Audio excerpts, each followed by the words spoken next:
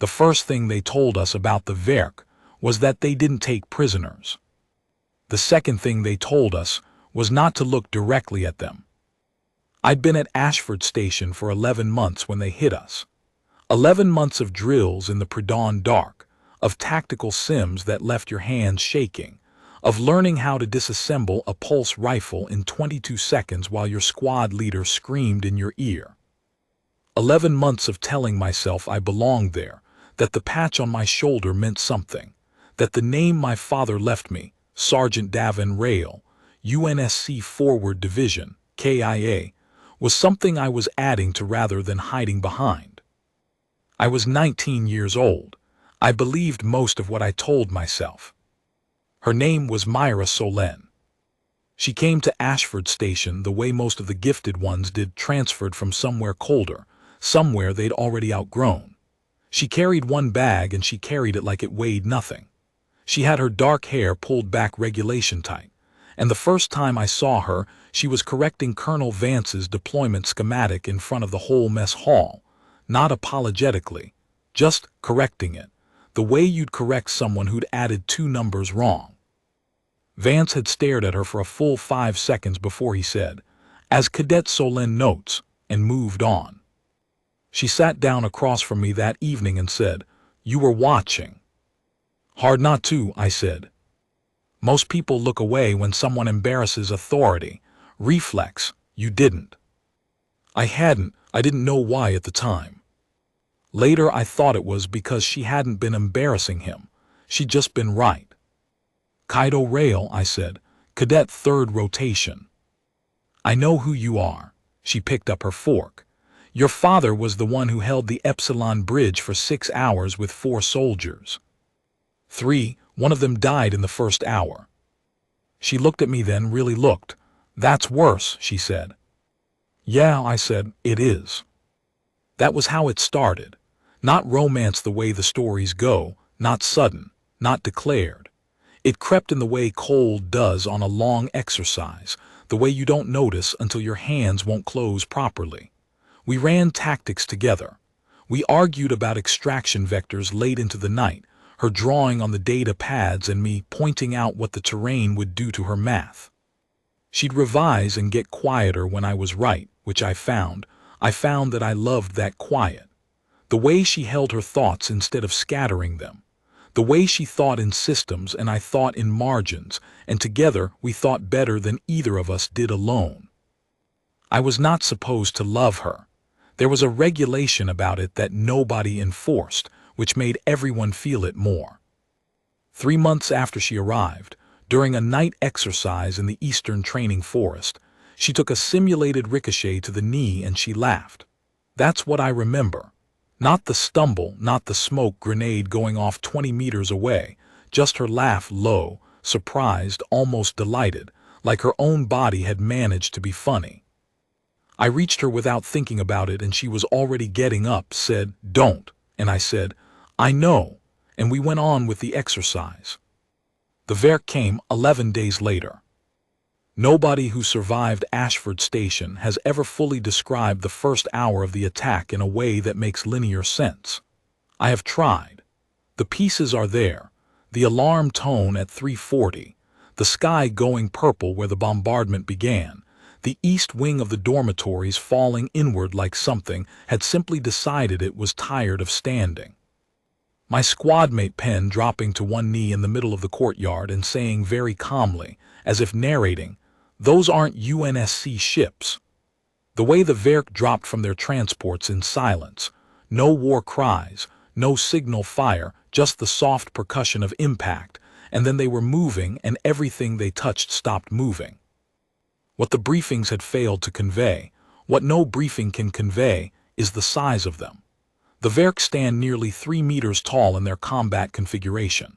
They have 4 primary limbs and 2 secondary manipulator limbs that fold against the torso like a mantis at rest, and when they open fast. Their carapace is a deep bioluminescent violet that pulses when they're excited, and they were very excited that morning. They see in a spectrum humans don't, which meant they knew we were behind cover long before we could be sure of their positions. Their projectile weapons fire in long, dense bursts that shred standard-issue armor like it's made of paper. They are not, by human standards, intelligent in the way we like to flatter ourselves with that word. They are intelligent the way a perfect machine is intelligent, completely, mercilessly, without wasted motion. The first thing I did was find Myra. She was in the comms hub with Penn, and a cadet named Osha who'd managed to grab a rack of medical supplies on her way out of the barracks. The comms hub was partially collapsed, but the secondary array was still cycling, sending our emergency ping into the black on repeat. On the frequency, we were told nobody monitored anymore, that the nearest relief station was 17 hours out. 17 hours, Penn said. 14, Myra said, looking at the board. The signal's already bounced. If anyone's listening, they'll route through the Kessler relay and cut transit time. If anyone's listening, Penn said. Myra looked at him. She had a cut above her eye that was bleeding slowly and she hadn't touched it. Then we make our own 14 hours, she said. Colonel Vance was dead. We found out about 40 minutes into the siege, when the comms stopped carrying his channel. General Black, the senior officer, had been in the command wing. The command wing was gone. It had been the first thing the Verk had targeted, which told you something about them. They were not impetuous. They were methodical. They had studied us before they came. What was left of Ashford Station's fighting strength was roughly 60 soldiers and 40 cadets, scattered, frightened, some of them wounded, most of them without a clear picture of what was happening beyond their immediate 50 meters. I was 19. Penn was 20. Osha was 18. Myra was 22, which meant she was the oldest of us and had been active duty for 4 years before her transfer to the station, which meant she had seen combat, which meant when she started moving toward the remaining squad leaders with a hand-drawn tactical schematic, they listened. I watched her do it.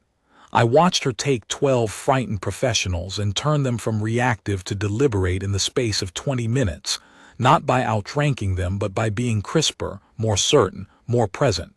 She didn't reassure them. She didn't tell them it was going to be fine. She told them what the Verk's movement patterns suggested about their next axis of advance, and she told them how to use the station's terrain against that axis, and she assigned them sectors with the matter-of-factness of someone setting a dinner table.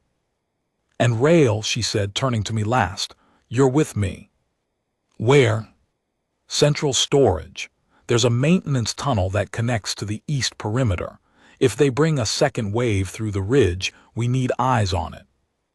That puts us outside the defensive line. Yes. Myra.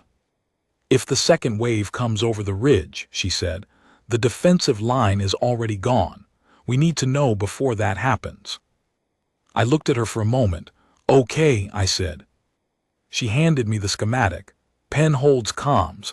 Osha holds medical staging. You and I move in 5 minutes.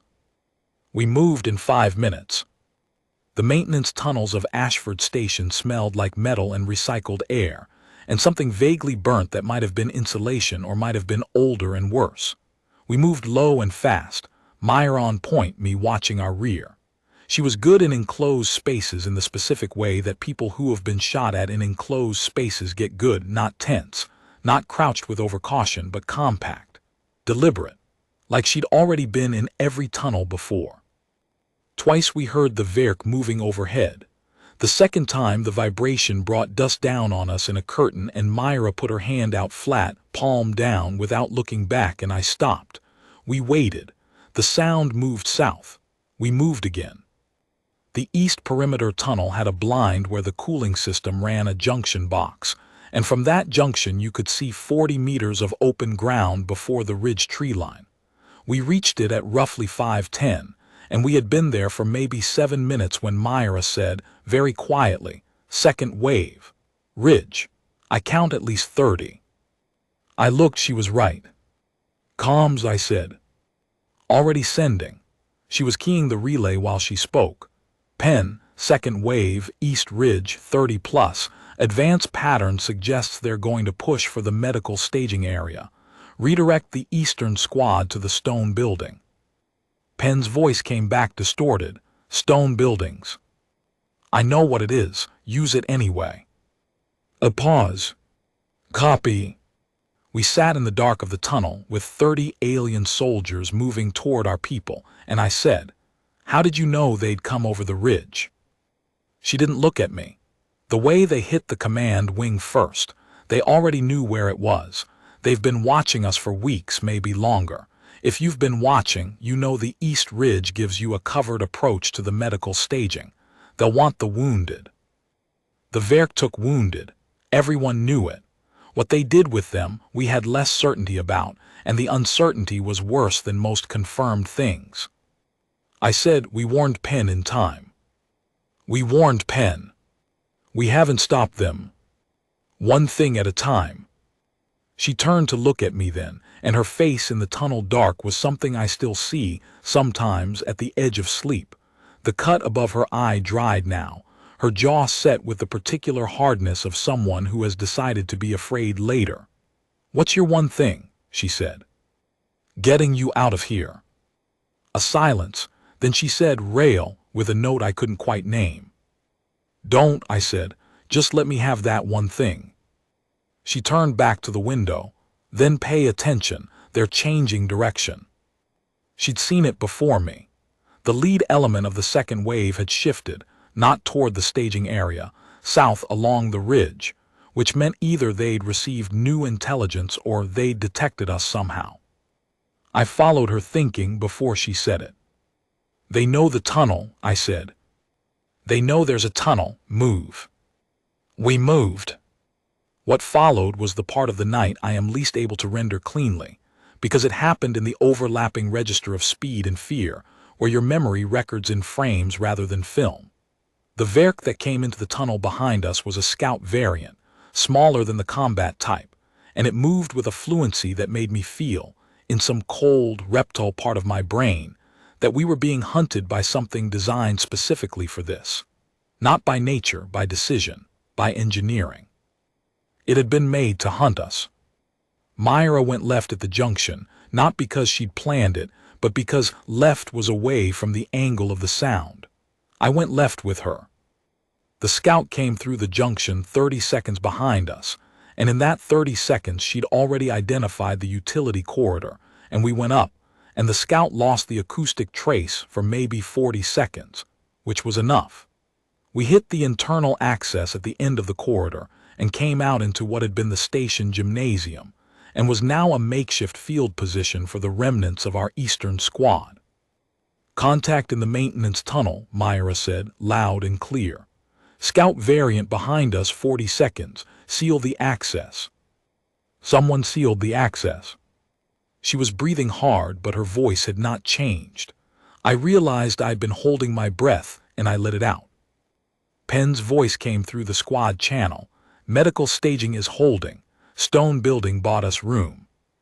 8 casualties, but everybody's mobile." "Hold position," Myra said. "We need to know if the main body follows the scout." "How long do we wait?" "As long as it takes." We waited 40 minutes. The main body didn't follow. Either they'd lost interest in the tunnel or they'd made a decision we couldn't see yet. In military terms, it was a small thing. In the terms of that night, it was an hour. It was everyone in the medical staging area.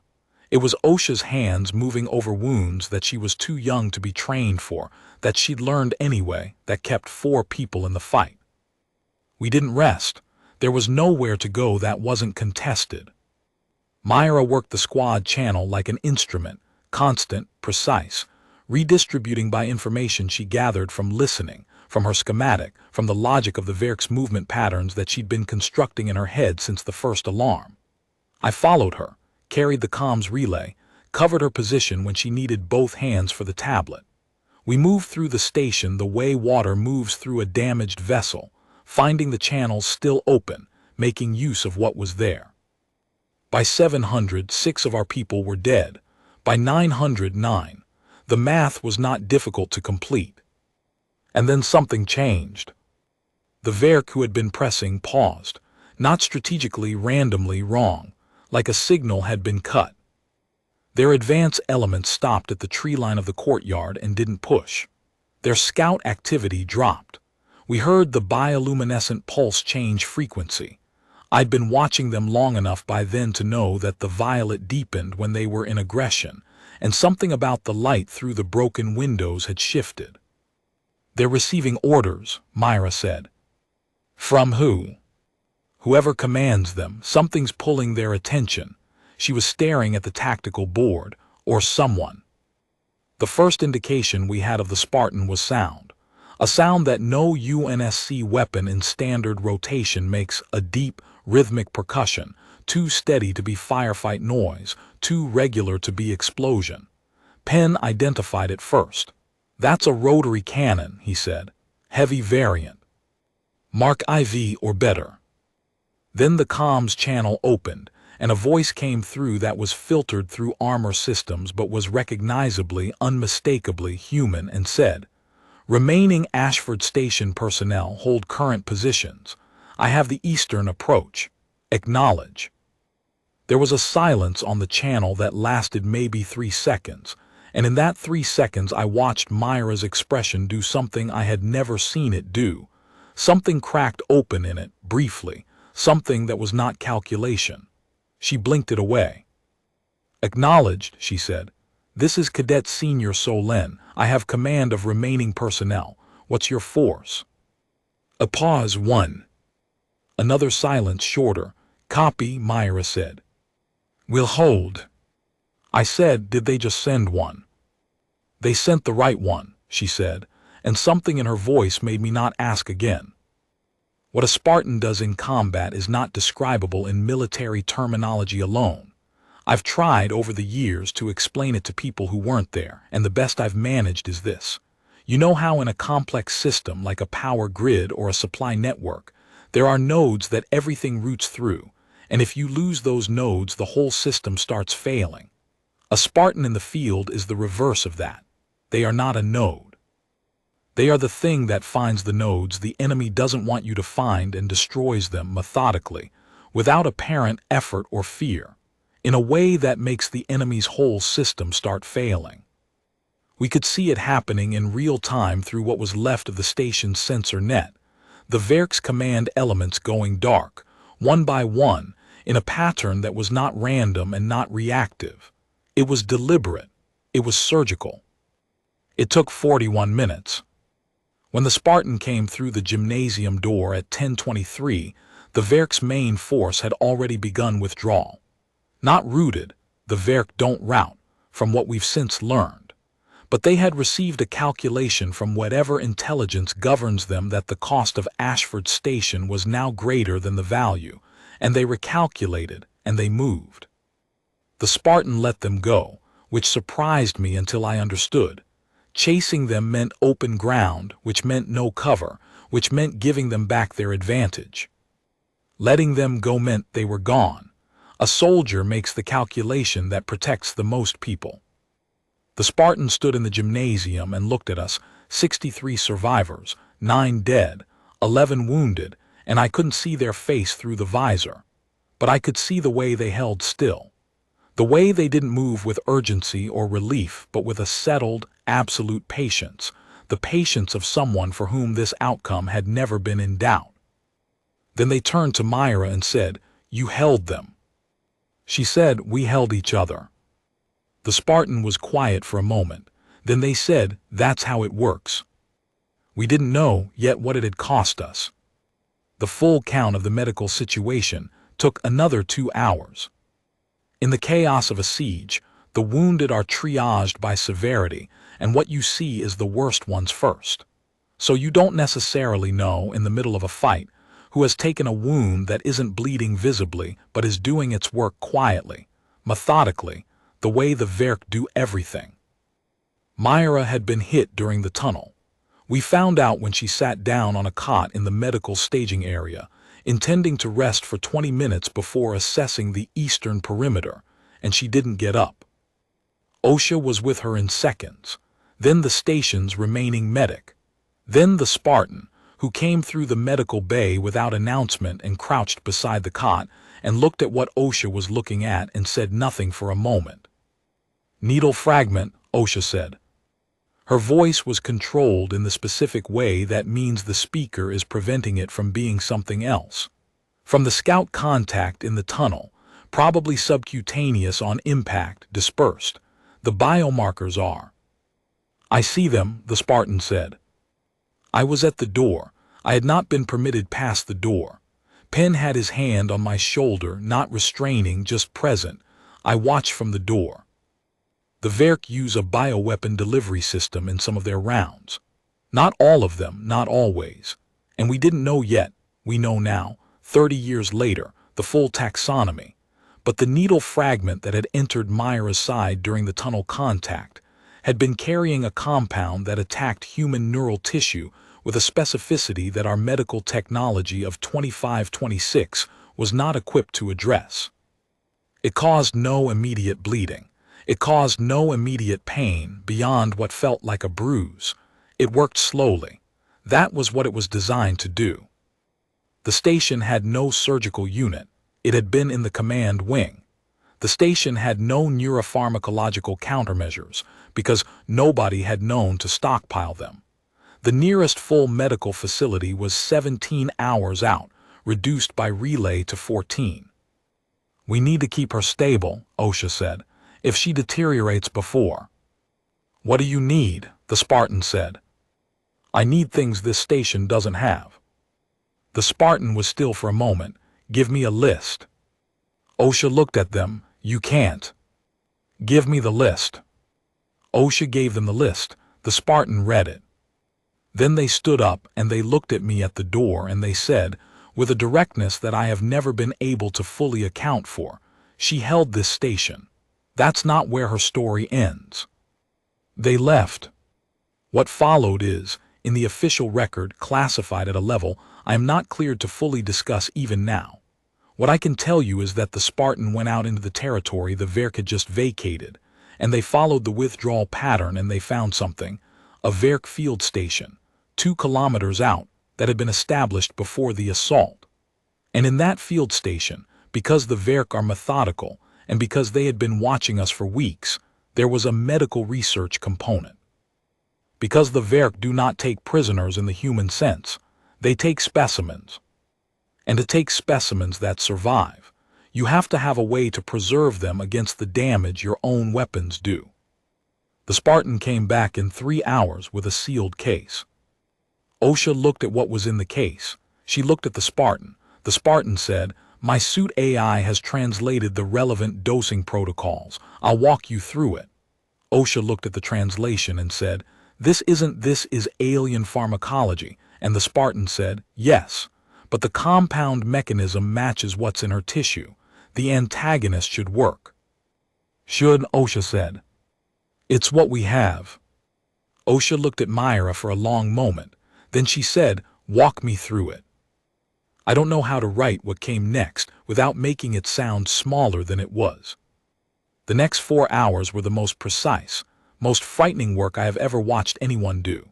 OSHA moved like she had been doing this for 40 years, and she had been doing it for 4 months. The Spartan stood at her shoulder and read out the translated protocols in that filtered voice, unhurried, calm, adjusting the dosing calculations when OSHA's human biology readings came back different from the alien baseline, working the math in real time, checking and rechecking. Penn ran the equipment. I held Myra's hand when OSHA let me in, and Myra was not conscious enough to know I was there, and I held it anyway. At hour 3, her biomarkers moved in the wrong direction, and OSHA made a sound I had never heard her make, and the Spartan said, very quietly, "Not yet.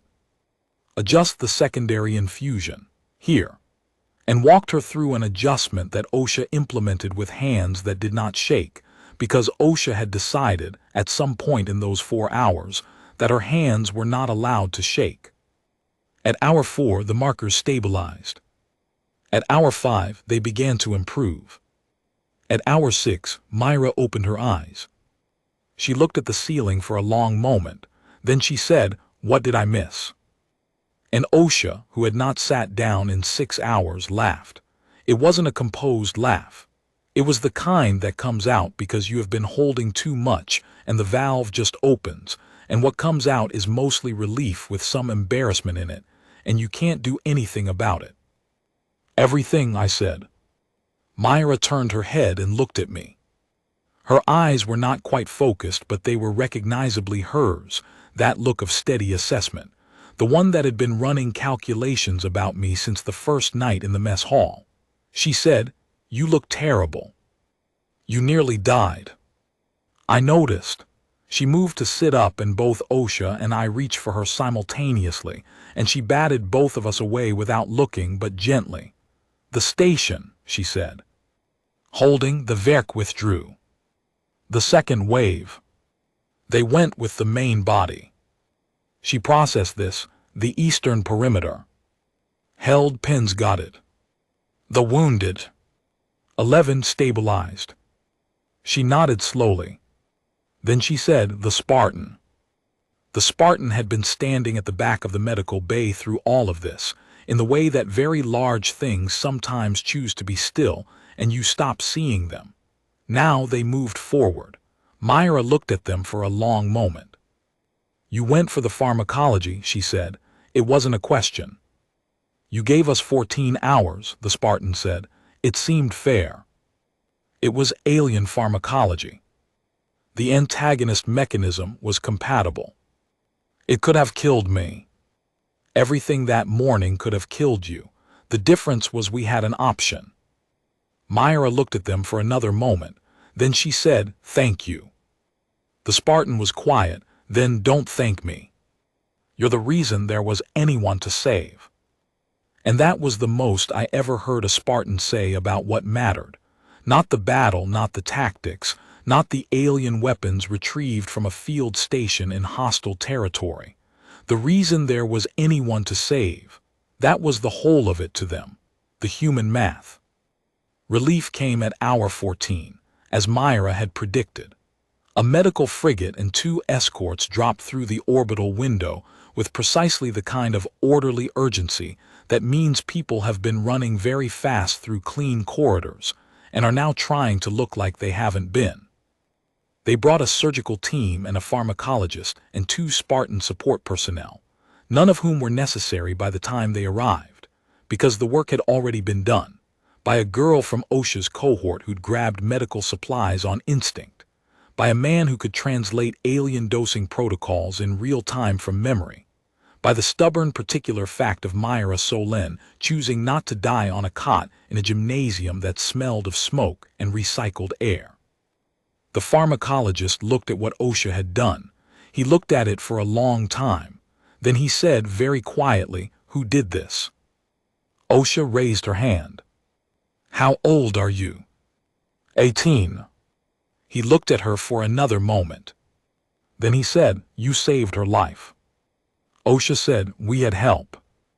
The debrief was long, as debriefs always are when something goes sufficiently wrong and sufficiently right at the same time that the official record needs to account for the gap.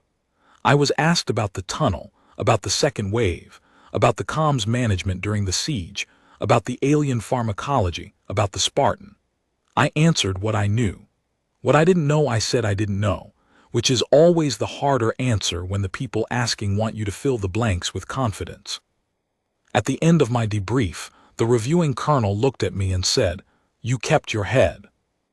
I thought about the tunnel, about Myra's hand on my shoulder, blade in the dark when the scout sound came through the ceiling, not clutching, just resting. The flat weight of it, saying, "Here and here and here."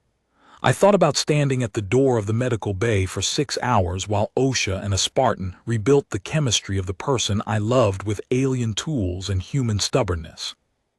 I had good reasons, I said. She was in the medical frigate's recovery ward for 6 days. On the second day, they moved her to a cot by the porthole, and she spent the afternoons watching the stars, which I found out later because I asked the duty medic, and the duty medic, who was young and had heard about what happened at Ashford Station, told me everything I asked without making me feel like I was asking too much. On the fourth day, they let me visit. She was sitting up. The porthole light was hitting her at an angle that made her look, for a second, like a different version of herself, quieter, emptied of the forward-leaning urgency she'd always carried. Like there was a Myra Solin who didn't always know what the next thing was, and I was seeing her.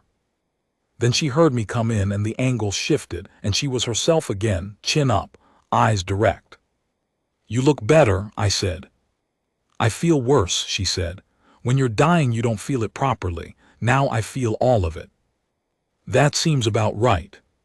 She moved over slightly on the cot. I sat down beside her. For a few minutes we didn't say anything, and the ship hummed around us with that low institutional sound that's the same on every UNSC vessel. And outside the porthole the stars were doing what they always do, which is nothing, which is everything. "I should have noticed the fragment," she said. "You were in a tunnel being chased by an alien scout." I was in a tunnel being chased by an alien scout, and I was also responsible for 60 people. You can't feel everything at once. A better soldier would have. I turned to look at her. "Myra, you ran siege tactics for 9 hours with a bioweapon compound dispersing through your nervous tissue, and you didn't stop or slow down or tell anyone." "I didn't know." "You had a headache. You told Penn it was fine." "I was there." She was quiet for a moment. Then, "That's not the same as knowing." "No," I agreed. "It's something more like being too committed to stopping." She looked at me sidelong. Something moved through her expression that wasn't quite amusement and wasn't quite acknowledgement but was related to both. Then she looked back out the porthole. "The Spartan left before I could ask them something," she said.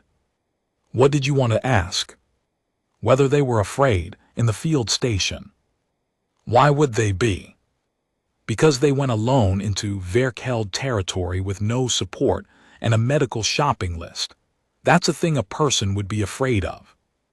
I thought about the Spartan in the gymnasium, the absolute patience of them, the way they'd held still. "I don't know if they feel it the way we do," I said. "Everyone feels it. The question is what you do with it." She paused. "They did something useful with it." "So did you," I said. She looked at me again, with that same sidelong quality, a little longer this time. "I'm coming back to the station," she said, "when I'm cleared." "I know. And things will be different after this. The Verk, the UNSC is going to have to reorganize how we think about them. Everything we trained for was the wrong enemy." "I know. I'm saying it's going to be harder." "Myra," I said, "I know." A quiet. She reached over without looking at me and took my hand. Not the way you take someone's hand when something is wrong, but the particular deliberateness of someone who has decided they're allowed to do this. The way you do something when you've thought about it for a while and stopped arguing with yourself. I held on. Outside the porthole, the stars went on doing what they do. The ship moved through the dark the way ships move, not stopping, not resting, carrying everything it was carrying forward, toward whatever came next. The hum of it surrounded us, and the light was pale and even, and Myra Solin's hand was warm in mine, and she was alive. She was alive. She was alive. The Spartan never filed a detailed after-action for the field station mission. I found that out years later. What they filed was brief. Retrieved medical materiel necessary for treatment of injured station personnel. Return uneventful. That's the other thing I've tried to explain to people over the years. The way it doesn't count for some of them. The ones who do the extraordinary thing and then write it up as administrative and move on. Not because they're modest exactly. Because the point was never the extraordinary thing. The point was always what the extraordinary thing was for. The alive people. The human math. I think about OSHA a lot too. She became a trauma surgeon. Of course she did. She has, I know this from the record I've checked, saved, by conservative estimate, 312 lives in the field. She was 18 in a gymnasium on Ashford Station, and she held a translated alien pharmacology protocol in her head, and she did not let her hands shake. That is also a kind of stubbornness. That is also the thing we were always trying to measure in those drills, in those assessments, in those combat scores that Myra said I was dragging down. You can't measure it. That's what we learned. You can measure drill time and trigger discipline and the ability to follow a command under pressure. You can't measure what someone will do when the command structure is gone, and the tools are wrong, and the person they love is dying on a cot in a room that smells like smoke. Myra was cleared for active duty 11 weeks after Ashford Station. We were married the day before she shipped out, not because we were sure of anything, but because we were sure of the specific thing that mattered, which was each other, which was the hand in the dark, which was the two of us in the tunnel thinking better than either of us did alone. She wore her dress uniform. I wore mine. Penn was there, and OSHA, who had taken the day off from her surgical rotation, and who cried through the whole ceremony without making any attempt to pretend she wasn't, which was the most purely herself thing I have ever seen OSHA do. The Spartan was not there.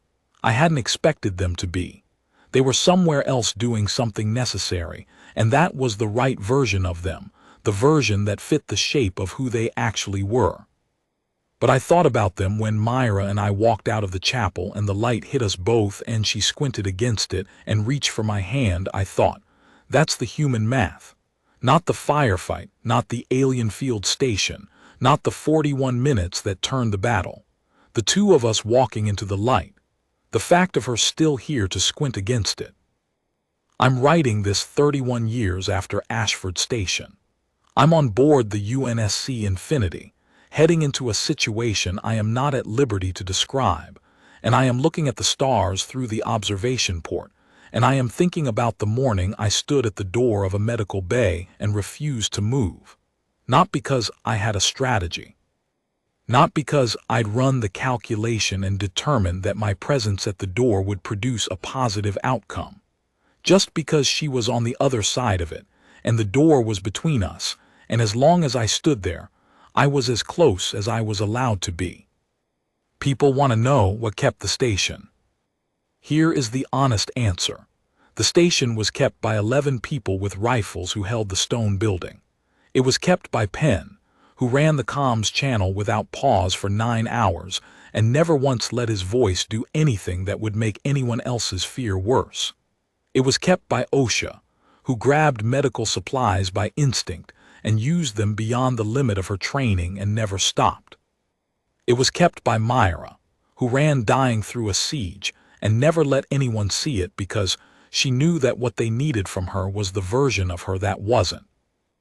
And it was kept by one soldier who went out alone into the dark and came back with what we needed, who wrote it up as administrative, who told Myra in a gymnasium that that's not where her story ends and then went and made themselves right by force of will and preparation, and the particular human stubbornness that looks, from the outside, like invincibility, but is, from the inside, just the decision you make when there is someone on the other side of the door. That's what held the station. That's all it ever is.